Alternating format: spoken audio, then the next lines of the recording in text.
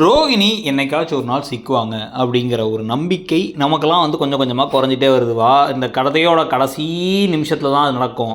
இல்லை அதுக்கு முன்னாடி தமிழும் சரஸ்வதியும் அர்ஜுன் மாதிரி அவங்களே ஒரு பெரிய பிளான் போட்டு இந்த குடும்பத்தையே கவுத்து விட்டு அவங்க மனோஜை கைக்குள்ளே வச்சு பெரிய திருப்பத்தை பண்ணியிருப்பாங்க அப்படின்லாம் வந்து பல இப்போ விஷயங்கள் ஓடிக்கிட்டு இருக்கு. இதில் இப்போ பரிதாபங்கள்லாம் வந்து பார்த்திங்கன்னா அவங்களே காமெடிலாம் வந்து கொண்டு வர ஆரம்பிச்சிட்டாங்க. இந்த ட்ராக்லாம் தேவையா, ஏன் இவ்வளோ இழுன்னு எடுக்கிறாங்க, இந்த ஏதாச்சும் ஒரு லீடு கிடைக்குதான்னு பார்த்து சும்மா எடுத்துகிட்டு இருக்காங்க. ரோகிணியெல்லாம் இப்போதைக்கு சிக்கிறதுக்கு வாய்ப்பே இல்லை. மாஸ்க் போட்டு வந்து யாராச்சும் பேரண்ட் டீச்சர்ஸ் மீட்டிங் வந்து உட்காருவாங்களா அப்படின்னு அவங்களே கிண்டல் பண்ணுற அளவுக்கு ரொம்ப ஃபேமஸான ஒரு விஷயமா இப்போ ஆகிட்டு இருக்குது இந்த கதை. ஏன்னா டிஆர்பியில் இப்போயும் நம்பர் 1 இருக்குது.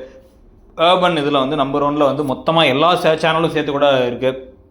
இவ்வளோ ப்ளஸ் பாயிண்ட்ஸ் இருக்கும் பொழுது சரி நம்ம தான் நம்பர் 1 இருக்கோம், நமக்கு போட்டி யாரும் இல்லை, அதனால் வந்து நம்ம எதுக்கு ரொம்ப யோசிச்சுக்கிட்டு இப்போதைக்கு இப்படியே ஏனோ தானான்னு கொண்டு போவோம். மனோஜுக்கு வந்து கண்ணு தெரிலன்னு ஒரு 3 நாள் ஓட்டுவோம், அப்புறம் கண்ணு தெரிஞ்சிருச்சுன்னு 2 நாள் ஓட்டுவோம், அப்புறம் காசை கொடுக்கலான்னு 2 நாள் ஓட்டலாம்.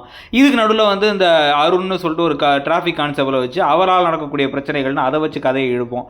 இதில் வந்து பார்த்திங்க அப்படின்னா வந்து இந்த இப்போ பெரிய விஷயமா ரோகிணி வந்து சிக்கிறதுக்கு இருக்க வாய்ப்பாக நம்ம பார்க்குறது என்ன, அந்த ப்ரௌன் மணி வச்சு தான். ப்ரௌன் மணியுடைய தங்கச்சி பையனுக்கும் இந்த பக்கம் வந்து பரசுடைய பொண்ணுக்கு தான் கல்யாணம். அந்த கல்யாணத்தில் முத்து ரொம்ப இன்வால்வ் ஆகிருக்கா. அவர் ஃபோனில் பேசும்பொழுது இந்த வாய்ஸ் எங்கேயோ கேட்டிருக்காமே, பரிச்சயமான வாய்ஸ்ன்னு இவங்க யோசிக்க ஆரம்பிக்க.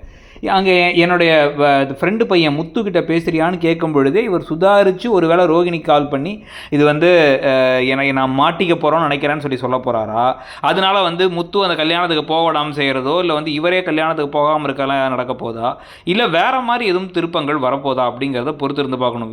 ப்ரௌன் மணியால் நம்ம சிக்குவோன்னு தெரிஞ்சால் ரோகிணி எந்த எக்ஸ்டென்ட்டுக்கு வேணாலும் போவாங்க. முடிஞ்சால் அவர் கை காலை உடச்சி விட்டு அவரே போட்டு தள்ளுற அளவுக்கு இந்த சிட்டியை யூஸ் பண்ணுற அளவுக்கு கூட போவாங்க. என்ன நடக்க போகுது அப்படிங்கிறத பார்க்கலாம். ஆனால் நிஜமாக ஒரு ட்விஸ்ட் வருதா, இல்லை இப்பயும் இழுன்னு எடுத்துகிட்டு கடைசியில் சம்மந்தமே இல்லாமல் அந்த கல்யாணத்துக்கு வந்துகிட்டு இருக்க வழியில் அந்த அருண் டிராஃபிக் போலீஸ் வந்து தடுத்து நிறுத்திட்டான்னு ஏதாச்சும் டம்மியாக ட்விஸ்ட்டை கொடுக்க போகிறாங்களா, நீங்கள் என்ன நினைக்கிறீங்கிறத சொல்லுங்கள். தேங்க்யூ.